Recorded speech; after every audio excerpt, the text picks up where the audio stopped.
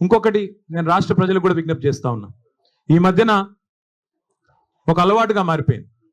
ఏ ఆధారము లేకపోయినా, ఏ అధికారిక ప్రెస్ మీట్ లేకపోయినా, అధికారిక స్టేట్మెంట్ లేకపోయినా, ఇదిగో పులి అంటే అదిగో తోక, ఇదిగో ట్యాపింగ్, ఈ హీరోయిన్ ఆ హీరోయిన్, ఈయన డ్రగ్గులు వాడాడు ఆయన డ్రగ్గులు వాడాడు, ఒక్కడంటే ఒక్కడు ఈ రాష్ట్ర ప్రభుత్వంలో కానీ ఈ రాష్ట్ర అధికార యంత్రాంగంలో కానీ అధికారికంగా ఏమైనా చెప్పారా?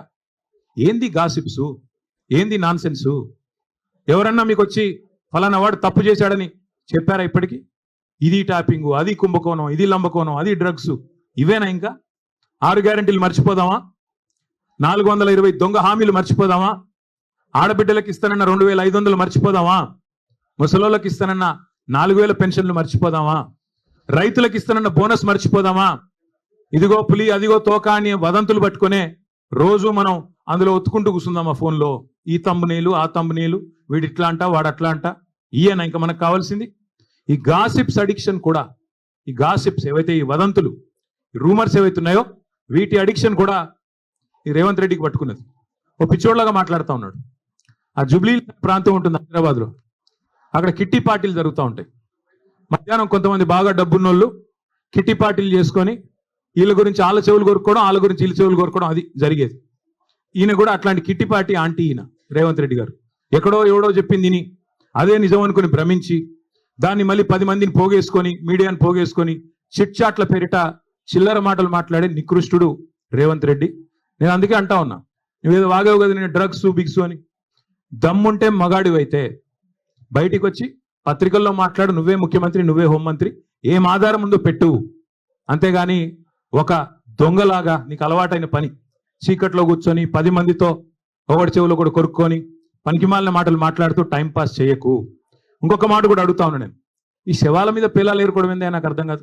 ఎవరో చనిపోతే దుబాయ్లో దాన్ని నాకంట కట్టడం ఏంది? నీ బొందా ఏమైనా జ్ఞానం ఉందా నీకు అసలు? ఏం మాట్లాడుతున్నావు? రాష్ట్ర ముఖ్యమంత్రివా లేకపోతే శవాల మీద పేలాలు ఏరుకునే దౌర్భాగ్యుడివా? నేను అందుకే అంటా ఉన్నా, నీకు దమ్ముంటే ఆధారం బయట పెట్టు, దమ్ముంటే ఏ టెస్ట్ చేస్తావో చెయ్యి, దమ్ముంటే నీ దగ్గర ఏం ఆధారం ఉందో పెట్టు.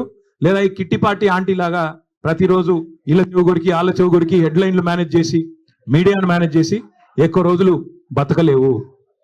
ఇంకో మాట నేను అడుగుతా ఉన్నా, నేను అంటా ఉన్నాడు, నేనంట కోర్టుకు పోయి స్టే తెచ్చుకున్నా అంట. కోర్టు ఏం చెప్పింది తెలుసా రేవంత్ రెడ్డిని? ఇట్లాగే పిచ్చిబాగుడు వాగుతుంది. నేను చెప్పేది ఈరోజు కాదు, 2021లో ఇట్లాగే సన్నాసి మాటలు మాట్లాడినాడు, డ్రగ్స్ గిగ్స్ అని. నేను కోర్టుకు పోయి పనికిమాలిన మాటలు మాట్లాడుతున్నాడు ఆధారం లేకుండా అని కోర్టుకు పోతే కోర్టు ఏం చెప్పింది తెలుసా? చెత్త మాట్లాడితే చెప్పు తీసుకుని కొడతామని చెప్పి ఇంజంక్షన్ ఆర్డర్ ఇచ్చింది. దాన్ని స్టే అంటాడు. ఈ మూర్ఖుడికి ఇంజంక్షన్ ఆర్డర్ తెలియదు, స్టే తెలియదు. చెత్త మాటలు మాట్లాడితే చెప్పు తీసుకొని కొడతా అని కోర్టు చెప్పింది, నేను కాదు. బుద్ధి జ్ఞానం ఉంటే ఆ ఇంజంక్షన్ ఆర్డర్ ఇంకా ఉంది. నువ్వు ముఖ్యమంత్రివి. ఒక థర్డ్ రేట్ చిల్లరగాడి లాగా బజార్లో పోయే చిల్లర పంచాయతీ లాగా చెయ్యకు. ఇంకో మాట అంటాడు, నేనేదో లోకేష్ని కలిసినట్టు అర్ధరాత్రి పోయి, మేమేం చేసినా బాజాప్తా చేస్తాం, బేజాప్తా చేయాల్సిన కర్మ మాకు లేదు. అయినా నాకు తెలియక అడుగుతా, లోకేష్ ఏమైనా నీ లెక్క అంతర్రాష్ట్ర దొంగనా? లోకేష్ ఏమైనా నీ లెక్క సంచులు మోసినోడా? లోకేష్ ఏమైనా నీ లెక్క చదువు రానోడా? కలిస్తే తప్పేంది, ఒకవేళ కలవలేదు కలిస్తే తప్పేంది. అయినా నాకు తెలియక ఇంకో మాట అడుగుతా, పక్క రాష్ట్ర మంత్రి యువకుడు, నాతో డెఫినెట్గా సత్సంబంధాలు ఉన్నాయి, ఇద్దరం కూడా ఫ్రెండ్లీగా ఉంటాము, కలవలేదు కానీ కలిస్తే తప్పేంది నాకు తెలియక అడుగుతా. అయినా మీ పెద్ద బాసు చంద్రబాబు కొడుకే కదా, నేను ఏదో గూండానో దావుద్ ఇబ్రాహింనో చీకట్లో కలిసినట్టు డైలాగులేంద్ర హౌలా. నేను అడిగింది ఏంది, నేను చెప్పింది ఏంది? నేను దొంగను కలిసిన నీలాగా, లేకపోతే నీలాగా లోఫర్ రాజకీయాలు చేస్తున్నాను ఢిల్లీలో పోయి చీకట్లో పోయి అమిత్ షా కాళ్ళు పట్టుకొని చీకట్లో పోయి మోడీ గారి పాదాలకు ప్రణమిల్లి చిల్లర రాజకీయం చేస్తున్నానా? పక్క రాష్ట్ర మంత్రి యువకుడు నాకు తమ్ముళ్ళు అంటాడు, కలిస్తే కలుస్తా కానీ నేను కలవలేదు. దానికి ఏదో పెద్ద ఈయనేదో గొప్ప విషయం కనిపెట్టినట్టు. ఆయన నాకు తెలియక అడుగుతా, పాలన గురించి తెలుసుకోవాలంటే మమ్మల్నే కలుస్తారు బీఆర్ఎస్లను, దోపిడీ గురించి తెలుసుకోవాలంటే నిన్ను కలుస్తారు. ఆయన నన్ను కలిస్తే నీకేం నొచ్చింది? ఆయన నన్ను కలిసినా నీకేం బాధ అవుతుంది? నాకు అట్లా తెలియక అడుగుతా. నేనేమంటున్నా అంటే, ఈ చిల్లర మాటలతోని ఎన్ని రోజులు టైం పాస్ చేస్తావు? ఇంకెన్ని రోజులు ప్రజలు ఇవాళ ఆగం చేసే ప్రయత్నం చేస్తున్నావు? అసలు నిన్న రేవంత్ రెడ్డి గారు ఎందుకు మాట్లాడండి పనికి మాలిన మాటలు? ఎందుకు అంటే ఒకటే కారణం, దొరికిపోయిండు. ఇందాక నేను చెప్పిన కదా, దొంగతనం చేయడం మళ్ళీ దొరికిపోవడం ఈయన స్పెషాలిటీ. 48 గంటల ముందు డైలాగులు కొట్టిండు, నేను రానే రాను.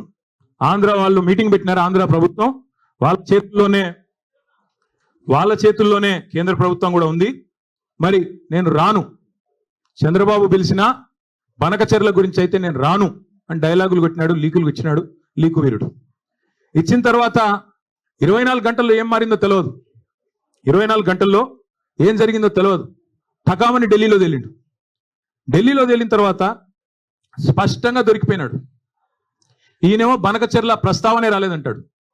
ఆంధ్ర మంత్రి గారు రామానాయుడు గారు బయటకు వచ్చి మొట్టమొదటి ఎజెండా అంశమే బనకచెర్ల, దాని మీద మాట్లాడినాం, 30 రోజుల్లో కమిటీ వేస్తున్నాం, అయిపోయింది, చంద్రబాబు డైరెక్షన్ ఇచ్చిండు, రేవంత్ ఓకే అన్నాడు అన్న లెవెల్లో ఆయన మాట్లాడుతున్నాడు. దొరికిపోయిండు దొంగ. తెలంగాణ ప్రయోజనాలను, గోదావరి జలాలను పూర్తి స్థాయిలో చంద్రబాబు గారికి తాకట్టు పెట్టినాడు అని దొరికిపోగానే మళ్ళీ డైవర్షన్ స్టార్ట్. కొన్ని రోజులు ట్యాపింగ్, కొన్ని రోజులు కాళేశ్వరం, కొన్ని రోజులు ఫార్ములా, ఇంకొన్ని రోజులు డ్రగ్స్, మన్ను మశానం, వాడి బొంద. తప్ప ప్రజలకు పనికొచ్చే ఒక్క మాట, ప్రజలకు పనికొచ్చే ఒక్క మాట, ఒక్కటంటే ఒక్క మాట మాట్లాడినాడా చిట్ చాట్లో?